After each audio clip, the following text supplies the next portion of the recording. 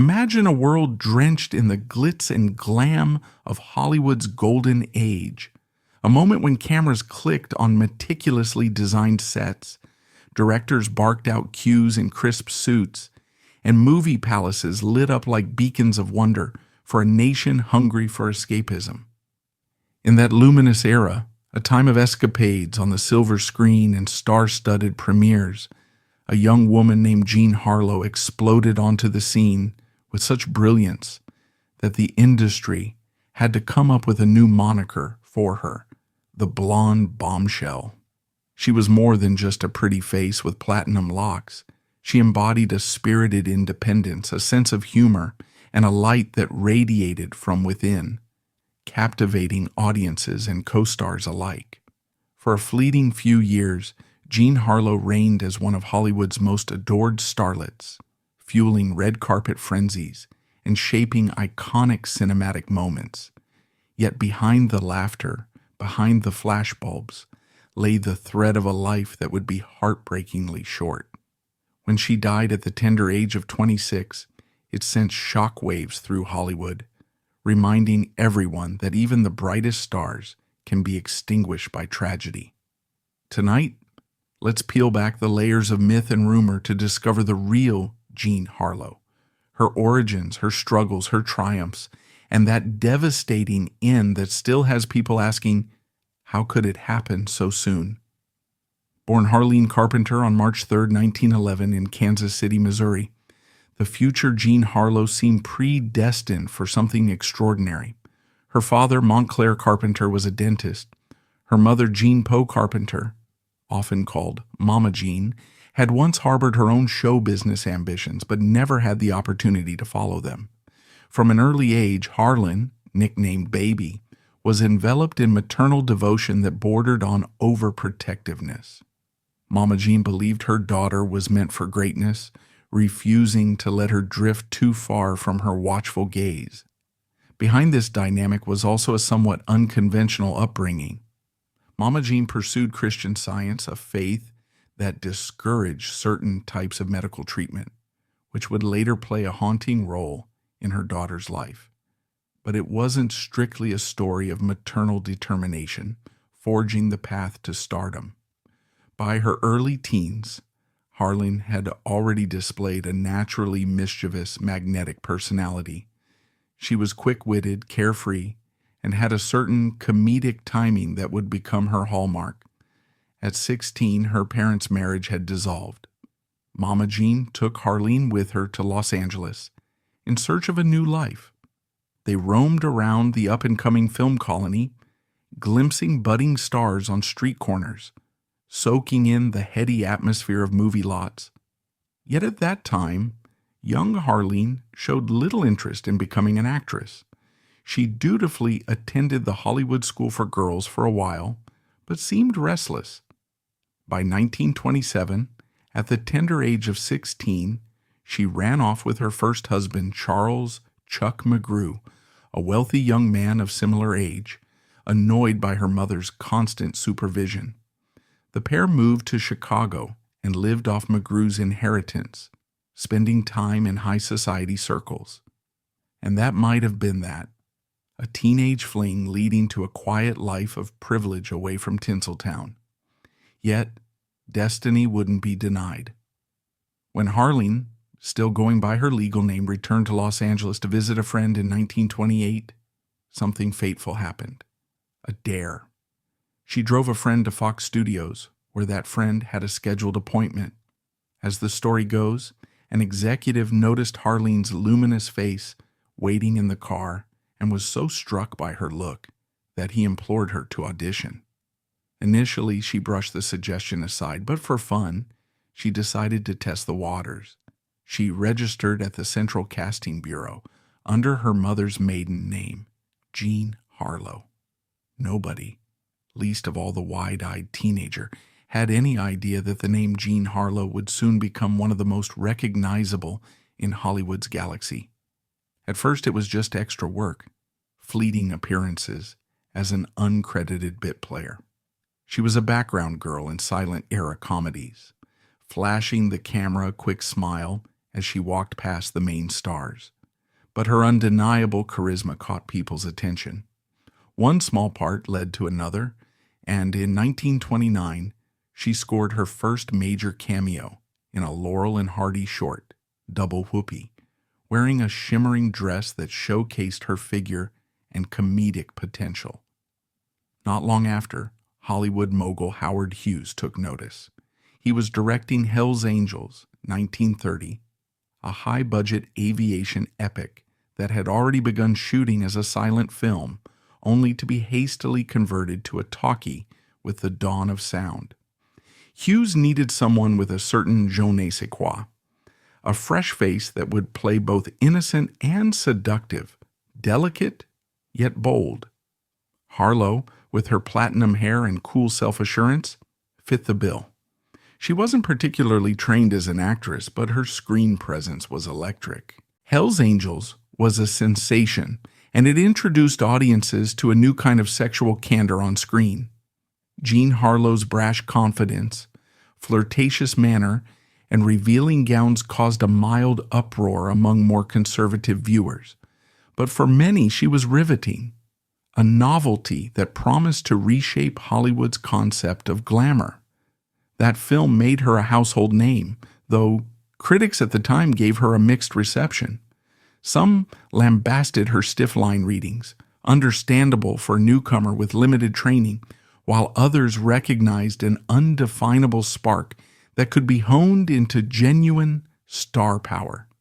She capitalized on this momentum by accepting roles in a slew of films, some forgettable, others iconic. One of her early talkie highlights was The Public Enemy, 1931, with James Cagney, a gritty gangster flick that saw Harlow play a tough gangster's Moll. Suddenly, platinum blonde became her moniker, and her hair color became a national obsession. Women across America rushed to replicate her look, bleaching their hair to approximate that shimmering shade of platinum. Hollywood quickly saw that Jean Harlow was not just a flash in the pan. She had the potential to be a phenomenon. Off-screen, though, her life was anything but stable. Her marriage to Chuck McGrew ended in divorce. Mama Jean remained a looming presence, influencing her daughter's decisions and overshadowing her personal life. Meanwhile, the media whipped up countless rumors. Was Harlow truly bleaching her hair with harsh chemicals? Did she sleep in an icebox to keep her complexion flawless? The public devoured every tidbit, real or imagined, and beneath the gossip lay the toll of working at a breakneck speed. Studios in the 1930s often demanded that stars churn out multiple films a year. Harlow found herself on set after set, with a little chance to breathe or refine her craft in a less punishing environment. By 1932, she had joined Metro-Goldwyn-Mayer, the Rolls-Royce of studios at the time. Irving Thalberg, MGM's production genius, recognized Harlow's comedic prowess. He started placing her in roles that allowed her to blend sex appeal with sharp comedic timing, performing witty banter with male leads who were often overshadowed by her sassy retorts. Red-Headed Woman, 1932, ironically titled Given Harlow's Blonde Locks, was a racy comedic drama that showcased her playful side and knack for comedic timing. Red Dust, also 1932, co-starring Clark Gable, further cemented her star status. A sizzling romance in a tropical setting, it redefined on-screen sensuality for the era, and critics began to see that Harlow was evolving as an actress. She was quick, intuitive, and capable of giving comedic or dramatic lines a distinctive flair. Despite her blossoming career, tragedy and scandal seemed to follow her. In 1932, she married MGM producer Paul Byrne, a man about 20 years her senior. The union was short-lived. Just 2 months after their wedding, Byrne was found dead in their home from what was officially deemed a self-inflicted gunshot wound. Rumors immediately flared, with people speculating everything from murder to hidden lovers. MGM, eager to shield their rising star from negative publicity, orchestrated a wave of hush-ups and half-truths, leaving many questions about Byrne's death unanswered. Harlow emerged from the ordeal with her public image seemingly intact, thanks to the studio's immense clout and the public's affection for her. But privately she was shaken, worn down by the tragedy, and possibly harboring secrets about what really happened that night.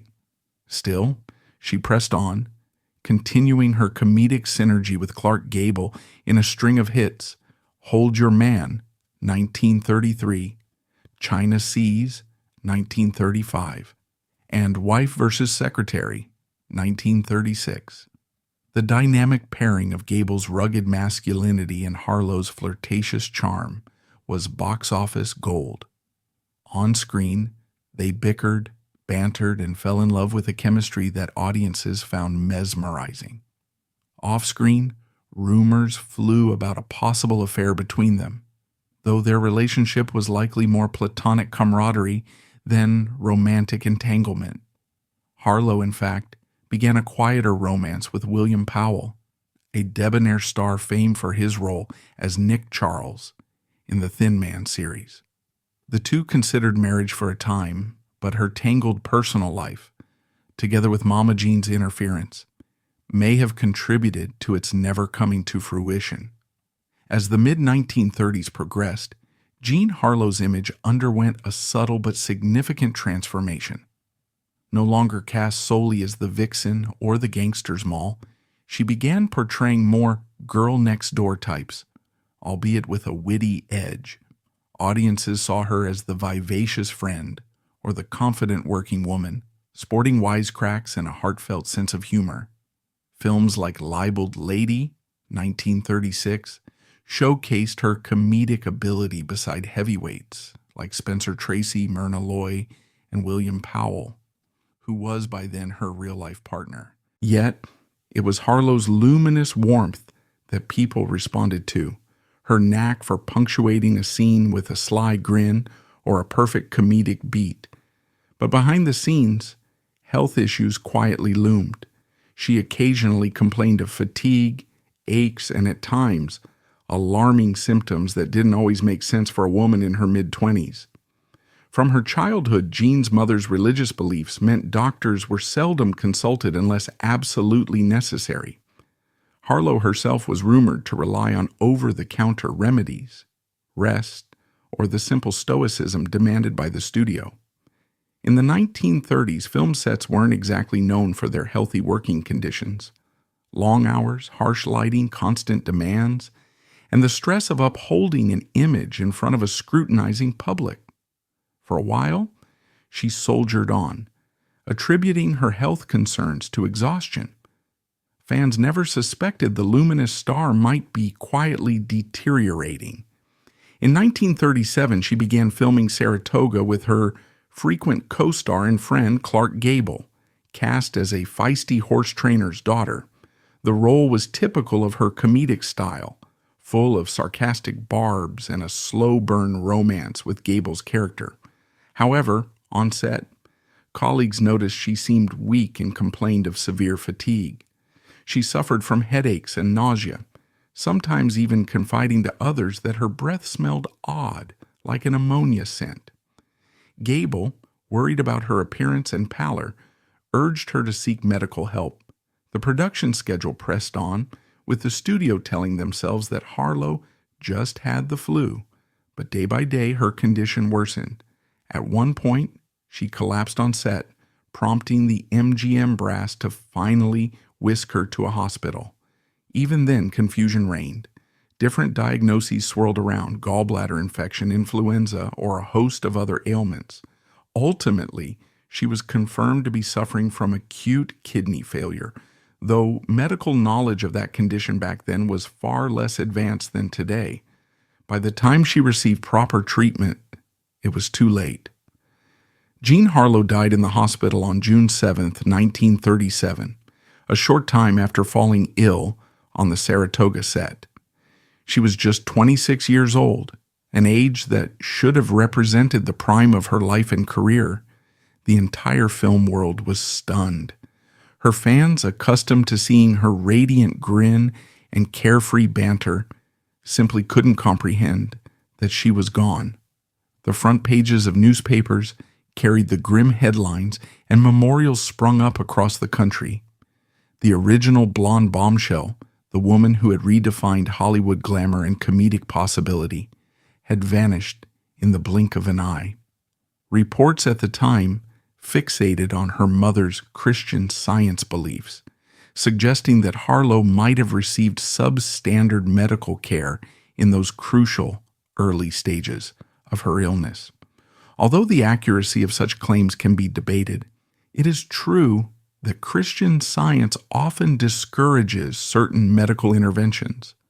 Additionally, a lifetime of rumored crash diets, harsh hair-bleaching chemicals, and the unrelenting stress of stardom could have weakened her overall health, accelerating the kidney condition. Regardless of the contributory factors, the main tragedy was that her death was likely preventable with modern medicine, underscoring how vulnerable stars were in that era. Hollywood's extravagant illusions only masked the fragile human realities behind them. In the aftermath, MGM faced a major logistical and emotional challenge. Saratoga was nearly complete, but not enough for them to release it without finishing certain scenes. The studio made the decision to rewrite a few segments and use body doubles and clever camera angles to mask Harlow's absence in the final reels. Audiences flocked to see her final performance, and the film was a box office smash. There was something both poignant and eerie about watching Jean Harlow on the silver screen after she had already passed away. Viewers laughed at her comedic flair and swooned at her romance with Gable, all the while knowing they were witnessing the last spark of a life that had ended off camera. Her funeral was an unprecedented affair, drawing enormous crowds of fans who lined up outside the Forest Lawn Memorial Park in Glendale to catch a glimpse of the star's final journey. Flowers flooded in, with messages of love and remembrance from co-stars and fans worldwide. Clark Gable was said to be utterly distraught, as was William Powell, who not only paid for her funeral expenses, but also arranged many of the details. Powell reportedly was inconsolable, losing not just a co-star, but the woman he had hoped to marry. Mama Jean's grief was monumental, yet overshadowed by gossip about her role in preventing earlier medical intervention.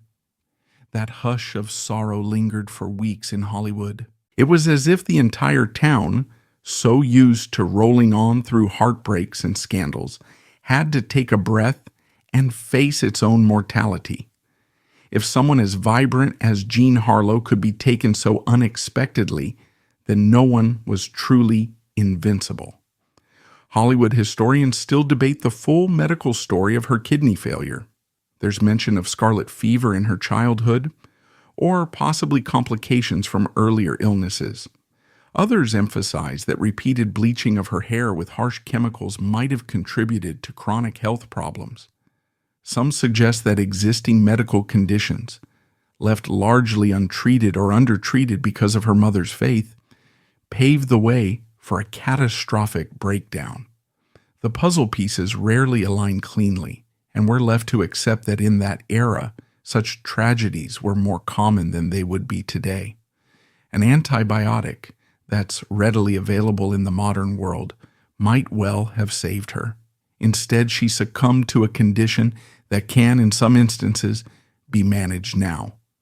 When news of her passing hit the wires, fans across the nation were blindsided.